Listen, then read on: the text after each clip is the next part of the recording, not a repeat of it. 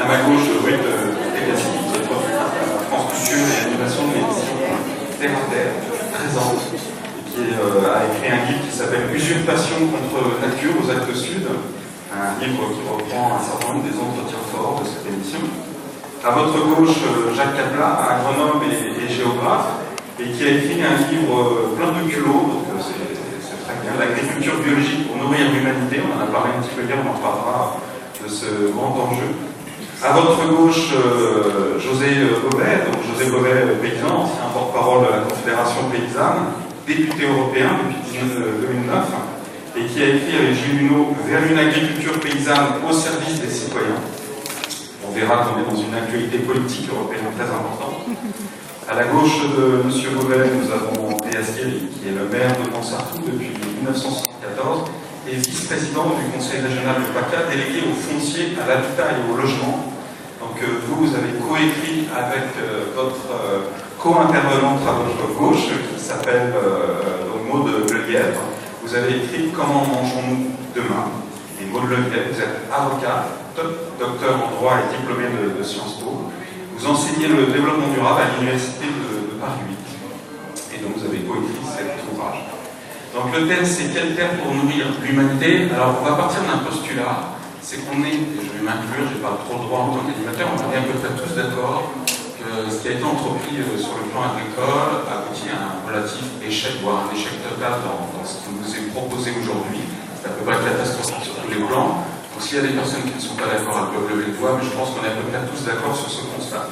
Ce que je propose dans ce débat qui est très très vaste avec un titre comme celui-là, c'est de pouvoir axer les interventions sur la transition, la faisabilité, si les problématiques ne sont pas irréversibles, quelles solutions donc sont possibles collectivement.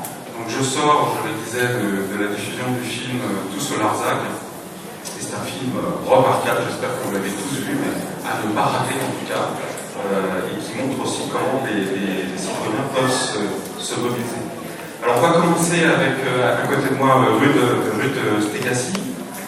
Ruth, j'aimerais vous demander, puisque nous avons la chance de vous avoir à travers tous les entretiens et les témoignages multiples de différents horizons sur des gens qui ont porté un regard très préoccupé sur les évolutions qu'on a données à la planète sur le plan naturel, environnemental, avec beaucoup de témoignages assez catastrophiques, et puis également des témoignages constructifs, plein d'espoir. J'aimerais avoir votre regard sur ce carrefour. Est-ce que vous sentez qu'aujourd'hui, par rapport à vos 13 années d'édition, nous arrivons à un carrefour? Aujourd'hui, vous le sentez. Et si vous pouvez donner un exemple, effectivement, on en parlait un petit peu en off, un exemple de ce qui pourrait être assez préoccupant par rapport à l'évolution de la société vers l'environnement, et ce qui pourrait être assez porteur d'espoir. En fait, la question que vous posez, c'est celle que je me pose depuis présent en faisant cette émission, effectivement, quelle terre pour l'avenir. Et ce livre que j'ai fait, c'est vraiment l'inscription dans les territoires de ce système que nous dénonçons aujourd'hui. Comment ça s'inscrit dans les paysages, comment ça s'inscrit dans les sols, comment ça s'inscrit dans l'air, dans l'eau, absolument partout. Et j'ai construit comme ça au fil des entretiens de terre à terre, et donc en restituant les entretiens tels qu'ils avaient été faits, en quelque sorte, une sorte de paysage, de vision plus globale de ce qui se passe. Et c'est vrai, j'avoue que le résultat est plus inquiétant que ce que j'imaginais au départ.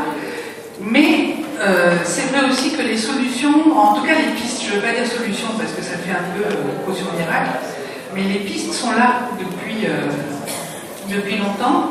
Et c'est pour ça que la question que vous posez est la bonne, c'est qu'aujourd'hui, il faut véritablement s'interroger sur les moyens, les façons de faire, les façons d'orchestrer cette prise de conscience qui est désormais très large. Comment est-ce qu'on va faire? Alors, vous me demandez un exemple, je pourrais vous parler de l'eau. L'eau a été complètement asservie dans l'espace d'un siècle et demi. C'est la règle de l'ingénieur qui a prévalu. On a rectifié le cours des fleuves, on a barré le cours de l'eau, on a pris de l'eau dans certains endroits pour laver ailleurs, enfin, on a asséché des endroits. On a joué avec l'eau de manière absolument incroyable et avec un mépris incroyable de ce qu'était l'eau, avec des résultats tout à fait catastrophiques. à la fois pour les écosystèmes, mais aussi pour les sociétés, pour des villages entiers, des populations entières qui ont été appauvries, déplacées. Donc c'est vrai que c'est quelque chose d'assez effroyable. Et puis, un des exemples qui pour moi est les plus marquants, je dois dire, c'est cette région du nord de l'Inde, le Rajasthan, où il y a de l'eau une fois par an, c'est la mousson. Il n'y a pas de nappe phréatique, il n'y a pas de fleuve, il n'y a pas de rivière, donc une fois par an, l'eau arrive et on doit utiliser cette eau sur toute l'année. Voilà, et parfois la mousson est bonne et parfois elle est moins bonne. Eh bien, au Rajasthan, les habitants ont réussi à construire des villes entières, une agriculture tout à fait prospère. Et au germe, me semble-t-il, de tout ça, il y a la façon dont ils considèrent l'eau. Pour nous, l'eau, c'est une masse. Pour les Rajasthanis, ce sont des gouttes. Et donc, ils estiment qu'ils sont milliardaires. Ils possèdent des milliards de gouttes. Ils n'en perdent pas une seule. Ils ont appris à capter toute l'eau, ils ont appris à conserver toute l'eau. Et sur ce système-là, ils ont construit des sociétés extrêmement sophistiquées, cultivées, intelligentes et prospères. Et puis, depuis quelques années, on a porté l'eau par canalisation et les savoir-faire anciens se sont taris.